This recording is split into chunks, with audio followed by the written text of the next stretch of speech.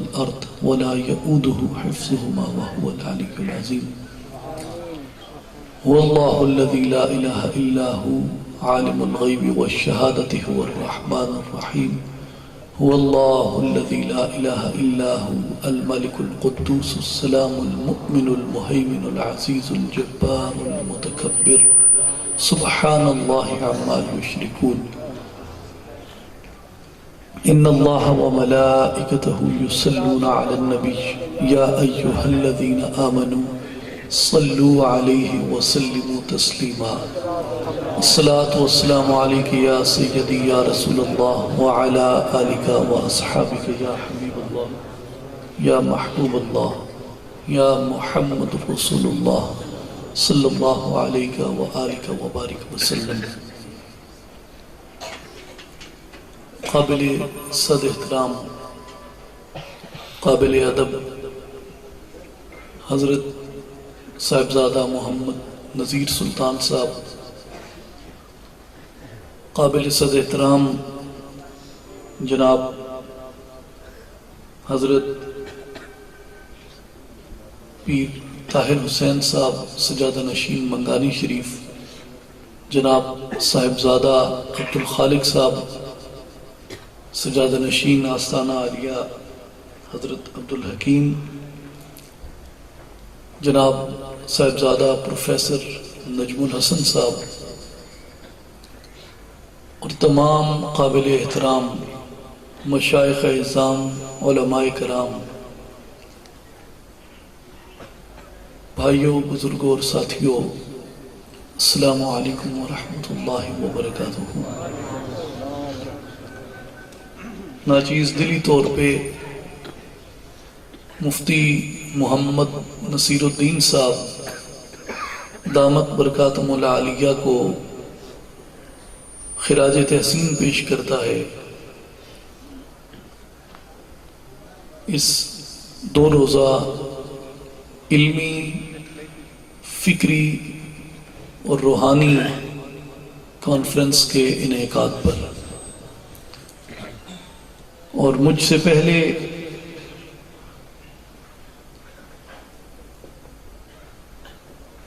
صاحبزادہ professor نجم الحسن صاحب جو گفتگو فرما رہے تھے وہ انتہائی قابل غور تھی اور قابل فہم تھی، اور میں اسی سے گفتگو کے سلسلے کو آگے بڑھانا چاہوں گا کہ آج ہم جس دور میں زندہ ہیں یہ فتنوں کا دور ہے.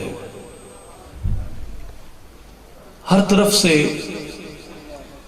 شرق و غرب میں فتنے اٹھ رہے ہیں، سرکشیاں اٹھ رہی ہیں، بغاوتیں اٹھ رہی ہیں،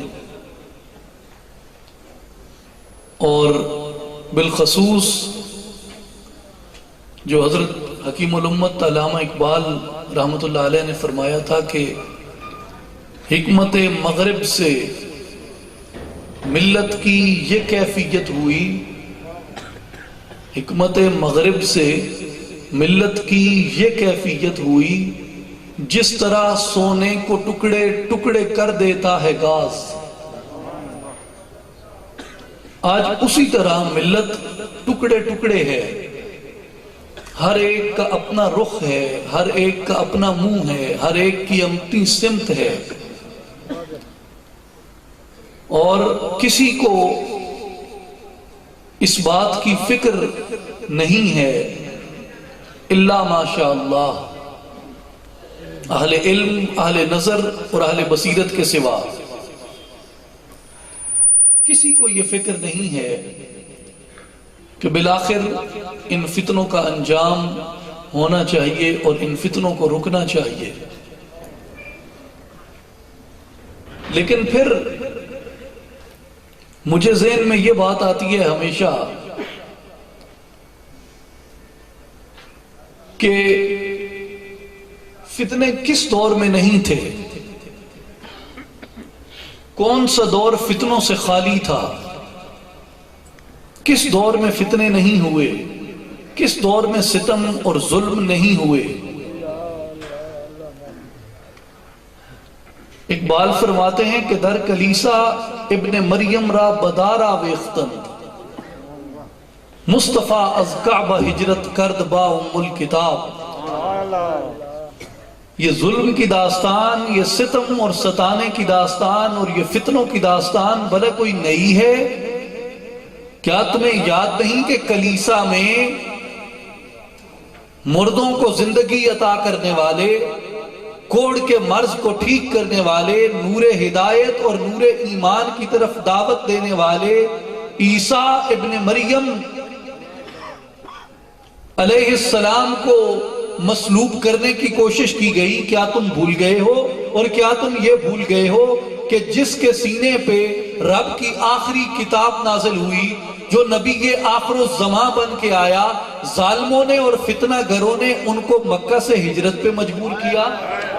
کیا فتنے آج ہو رہے ہیں؟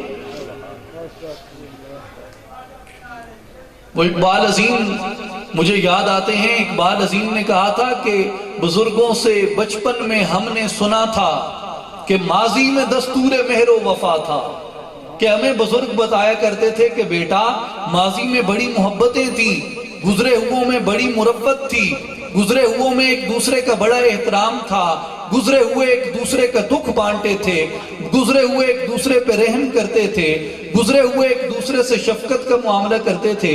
تو کہنے لگے کہ بزرگوں سے بچپن میں ہم نے سنا تھا کہ ماضی میں دستور مہر و وفا تھا۔ تو کہا میرے ذہن میں یہ سوال اٹھا، تو پھر قیس و فرہاد کس دور میں تھے؟ وہ چنگیز و تیمور کا عہد کیا تھا؟ وہ طائف میں کیوں سنگ باری ہوئی تھی؟ سرے کربلا خون کس کا بہا تھا؟ وہ طائف میں کیوں سنگ باری ہوئی تھی؟ سرے کربلا خون کس کا بہا تھا؟ اگر آج کا دور فتنوں کا دور ہے، آج کا دور فسادات کا دور ہے، تو پھر گزرا ہوا دور میں کیا تھا؟ فرہاد پہ کیا بیتی؟ وہ قیس پہ کیا بیتی؟ وہ چنگیز نے انسانیت کے سر کاٹ کے جو ہزاروں سروں کے مینار تعمیر کیے، کیا اس کو تم مربت اور شفقت میں شمار کرو گے؟ وہ تیمور نے جو تباہی ڈھائی، وہ جو جنگیں ہوئیں، وہ جو بار بار دلی لٹی، وہ جو بار بار یہاں پہ خون بہتا رہا، وہ جو تم نے بغداد کو لٹتے دیکھا، تم نے غرناطہ کو تباہ ہوتے دیکھا، تم نے قرطبہ کو تباہ ہوتے دیکھا، تم نے تہذیبوں کو لٹتے اور پیٹتے ہوئے دیکھا، وہ سارے کے سارے کو تم رحم اور شفقت سمجھتے ہو؟ ارے خدا کے بندے، یہ ظلم تو ہمیشہ جاری و ساری رہتا ہے۔ اب سوال یہ اٹھتا ہے کہ یہ ظلم کیوں ہوتا ہے؟ یہ فتنے کیوں اٹھتے ہیں؟ یہ فتنہ گر سوچ کہاں سے پیدا ہوتی ہے؟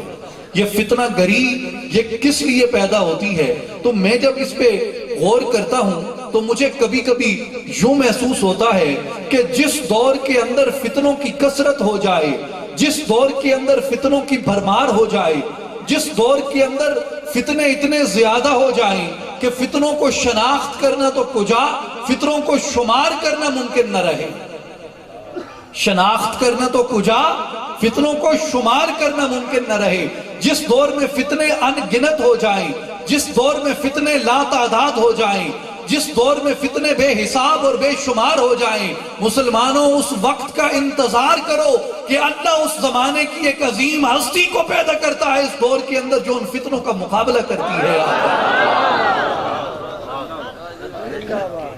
جو ان فتنوں کی سرکوبی کرتی ہے۔ کیوں کہ جب تک فتنوں میں شدت نہ ہو، جب تک باطل میں شدت نہ ہو، جب تک باطل اپنی پوری کر و فر کے ساتھ نمایاں اور ظاہر نہ ہو جائے، اس وقت تک حق کا اعلان و اعلام نہیں ہوتا۔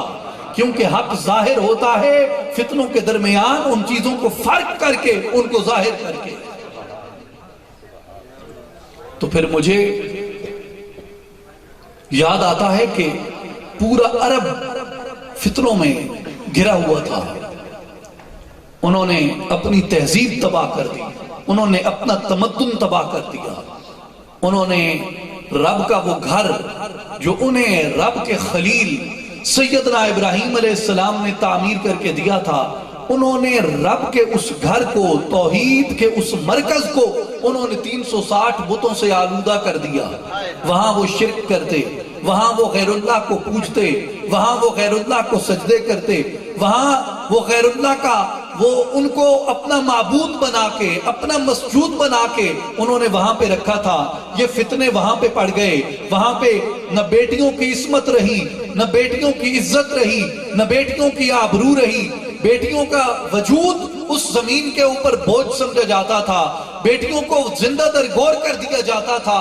وہاں ایک قبائل کے درمیان ایک بھیڑ کے ایک کھیت سے چر جانے کے اوپر جب جنگیں شروع ہوتی تو نسلوں تک ان جنگوں کی بنیاد پہ قتل و غارت ہوتی، نسلوں کی نسلیں تہہ تیغ کر دی جاتی، قبائل کے قبائل تہہ تیغ کر دیے جاتے۔ جب یہ فتنہ اپنے پورے عروج پر پہنچ چکا، انسانیت کے مابین وحدت کی کوئی لڑی باقی نہ رہی، انسانیت کی یہ تسبیح کے دانے جب بکھرنے لگے، جب یہ ٹوٹ گئے، جب یہ پھوٹ گئے، جب ان میں کوئی وحدت کا، یکجہتی کا کوئی مرکز، کوئی نعرہ اور کوئی نینار باقی نہ رہا، اللہ نے فتنوں کی اس کثرت کے دور کے اندر اپنے حبیب مکرم صلی اللہ علیہ وسلم کو نازل فرمایا کہ میرے حبیب یہ وقت ہے تیرے ظہور کا کہ ان فتنوں کی سرکوبی فرما دو اور یہ اعلان فرما دو کہ جب حق آ جاتا ہے تو باطل کو زائل کر دیا جاتا ہے۔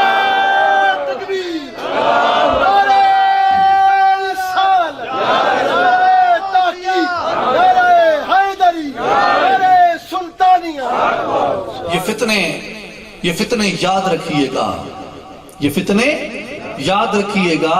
یہ ڈیبیٹ ایک نقطے پہ آ کے کنکلوڈ ہوتی ہے، یہ ڈیبیٹ ایک نقطے پہ آ کے کنکلوڈ ہوتی ہے، ایک نقطے پہ آ کے ختم ہوتی ہے، ایک نقطے پہ آ کے یہ ڈیبیٹ اپنا ماخذ ہمیں بتاتی ہے، اپنا نتیجہ ہمیں بتاتی ہے۔ اور پھر آپ دیکھتے ہیں رسالت مآب صلی اللہ علیہ وآلہ وسلم، آپ کی ذات اقدس جب اس دنیا سے پردہ فرماتی ہے، اس وقت جو عرب پیننسویلا ہے، جو پوری عرب لینڈ ہے، جو عرب کا یہ جزیرہ نمائے عرب جس کو کہا جاتا ہے، اس پورے جزیرہ نمائے عرب میں اسلام قبول کر دیا جاتا ہے، اسلام کا بول بالا ہو جاتا ہے، قبائل اسلام میں شامل ہو جاتے ہیں، وہاں کے چھوٹے بڑے سردار اسلام میں شامل ہو جاتے ہیں، وہاں کے چھوٹے بڑے قبیلے سبھی اسلام کو اختیار کر لیتے ہیں۔ لیکن جیسے ہی وہ یہ خبر سنتے ہیں کہ رسالت مآب صلی اللہ علیہ وآلہ وسلم آپ کی ذات گرامی اس دنیا سے آپ بظاہر پردہ پوش ہو گئے، آپ بظاہر اپنی مرقد منور کے اندر تشریف لے گئے، تو پھر وہاں پھر فتنے اٹھے۔ وہ فتنے کس کے تھے؟ کسی نے